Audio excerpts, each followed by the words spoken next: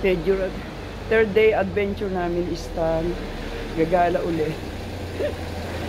Grabe, walang kasawa-asawang gala. First thing in the morning. Pupunta muna kami sa main road kasi kahapon nagkaligaw-ligaw kami. That's the bakery and the breakfast area.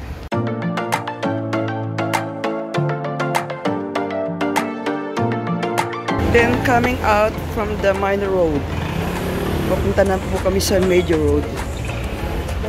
Ayan, as usual, mga maliliit na shop at the corner of the road. Everywhere. Eto, dito pala kami mag-aalmusal. This is the place. Nice sitting area. Morning. Hi. Documentary, yeah. Okay, good.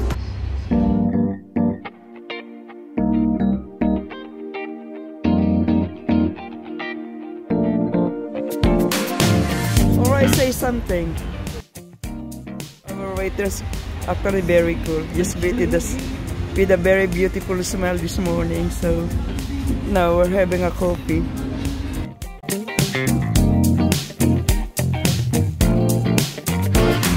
What I found, the kitten. He is so cute.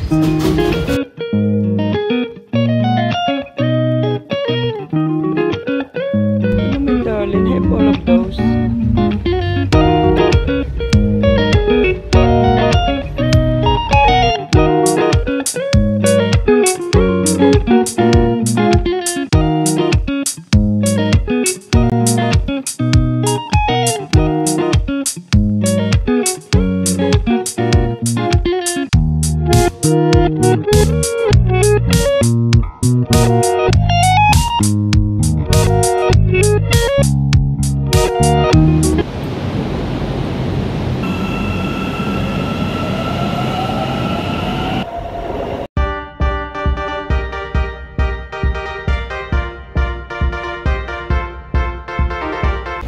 Dito na kami sa kabilang ibayo.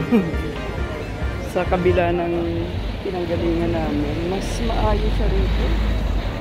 Para siyang Makati na dito yung Divisoria at Sentro. Kasi malinis. Kala ko ayun ang hindi na kami. Siguro yung pamilyahan din at the same time. Na mas marami. Pero pamilyahan din. Pero more on tourist spot.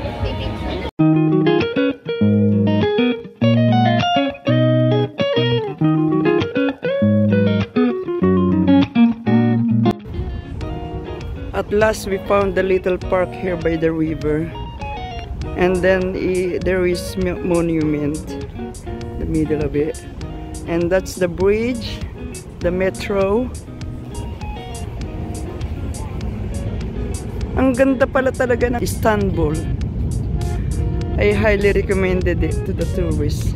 If you want to explore the place and you want shopping, you want beautiful buildings, this is the place. And by the river as well.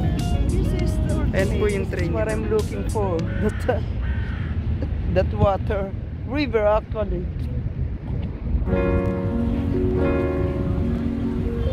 Oh, so nice. I love it. Oh, ito. Cycle lane and pedestrian lane. Wow.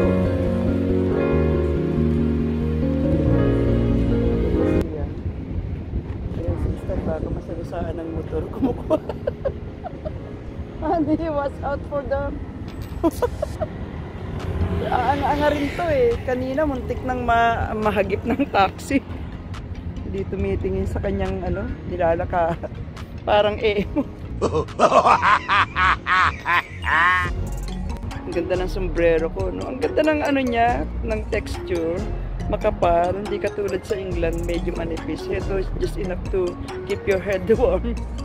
Kaya, minats ko lang sa aking damit na dilaw. Ay, may pagka-dilaw.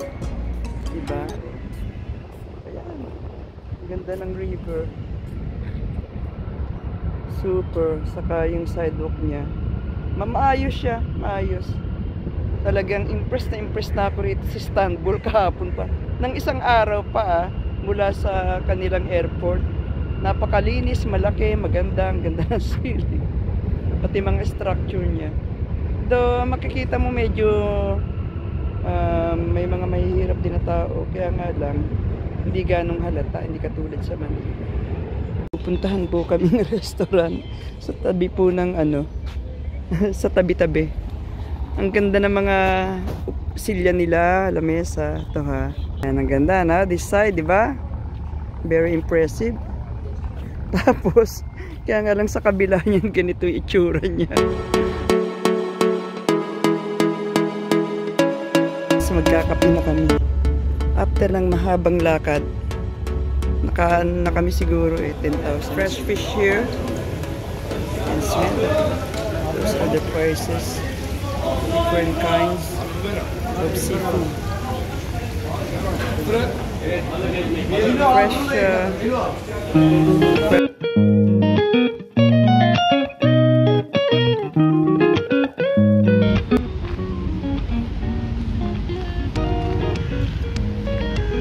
napagod din si Stan.